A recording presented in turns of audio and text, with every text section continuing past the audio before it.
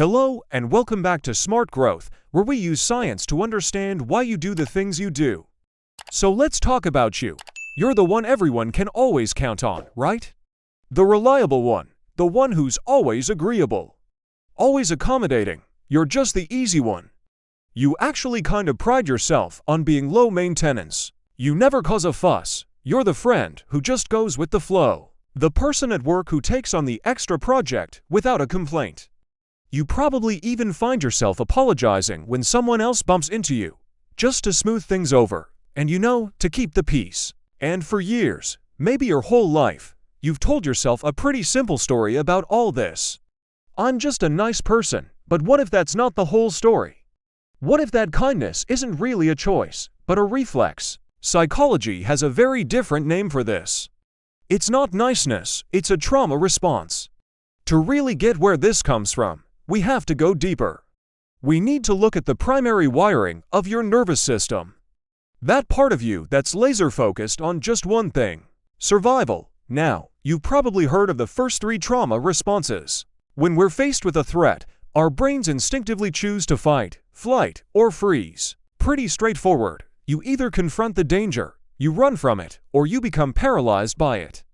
But there is a 4th response. It's one that gets missed all the time because it's disguised as a virtue. Fawn. The Fawn Response, a term coined by therapist Pete Walker, is a survival strategy. It has this unconscious instinct to shut down a danger by becoming exactly what the threat wants you to be. You placate, you appease, and you accommodate. You make yourself useful, agreeable, and maybe even invisible. Whatever it takes to create safety when fighting or fleeing just aren't options. And this isn't some conscious decision you're making. No way. It's a deep, primal calculation your nervous system makes in a split second.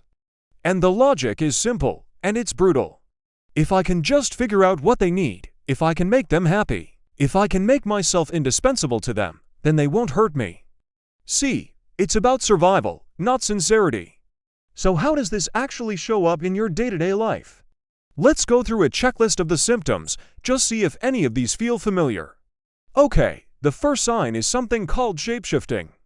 You basically become a chameleon. With one group of friends, you love spicy food. With another, you can't stand it. Your opinions, your hobbies, even your core values, they all become flexible, molded to fit whoever you're with. And the cost here is immense. You start to lose your own identity. You genuinely don't know what you actually like, only what they like. Next, you feel this crushing weight of responsibility for everyone else's feelings. If someone's upset, your immediate gut reaction is that it's your fault, and it's your job to fix it. Their anger, their sadness, their disappointment, it all feels like a personal failure, even when you have absolutely nothing to do with it. And this leads to constant, almost reflexive apologizing. Sorry just becomes a filler word, right? It's a shield you use to deflect any possible conflict. You find yourself apologizing for taking up space, for having needs, for just existing in a way that might inconvenience someone. It's a preemptive strike against disapproval. And, of course, the big one, you just can't say no.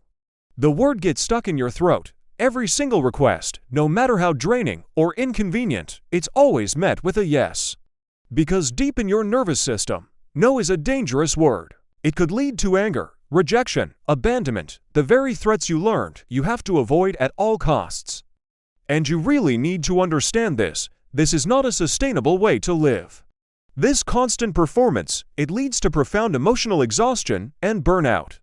And underneath that agreeable surface, there's this deep, well-repressed anger and resentment just building and building. Your sense of self starts to erode, leaving you anxious, depressed, and with this painful feeling of being completely unseen for who you really are. Look, this pattern didn't just come out of nowhere. It's a learned behavior. It's actually a brilliant adaptation to an environment that was, at one point, unsafe. It all began with a childhood calculation. Think back. If you grew up in a home where love felt conditional, like if you had to be the perfect student, the quiet child, the little helper, or the emotional caretaker for a parent, you learned a critical lesson very, very early on. You learned that your authentic self wasn't enough to guarantee safety or connection. You had to perform to be loved. Your young mind was forced to solve this brutal equation. On one side, you had expressing your own needs, your feelings, and your boundaries.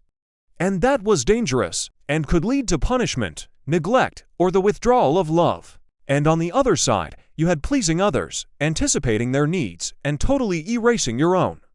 And that meant safety, that meant attachment. For you, it was the only way to survive. So the big question is, how do you break a pattern that's so deeply wired into your nervous system? The path to healing isn't about being nicer to yourself. It's about something way more radical. It's about being willing to enter your villain era. Healing really begins when you start to tolerate the one thing your entire system is designed to avoid: disappointing other people. It means saying no and just sitting with that awful discomfort. It means stating what you want and not immediately apologizing for it. It means allowing someone else to be upset and recognizing that it is not your job to manage their reaction. This is the ultimate reframe. For someone who has only ever known how to please, setting a boundary is going to feel like an act of aggression. People who are used to your compliance, well, they might just cast you as the bad guy, and you have to be okay with that. You have to risk being the villain in their story to finally be the hero in yours. Please remember this: you are not responsible for everyone else's feelings. That is their work to do. Your work is to be true to yourself. Because real, authentic kindness comes from a place of choice and fullness, not from a place of fear and survival. True kindness is not erasing yourself. If this video helped you understand yourself, hit like to help us reach more people. Subscribe to join the Smart Growth community. We are rewriting your manual together. Thank you for watching.